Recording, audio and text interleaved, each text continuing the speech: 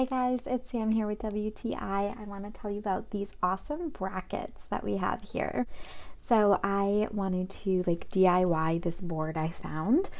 It was a really nice board that I wanted to make shelves out of, and I was looking for brackets that I thought were cute and durable, and I really liked the ones that I found here. So they are black brackets. They come with all the pieces that you need, and they're very sturdy. I like that they have 3 screw holes in each location, so you know that it is really gripped in there and it's not going anywhere, which is nice.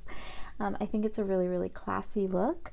I love that industrial look, which is awesome. You can do so many different things with these, which is so cool and versatile.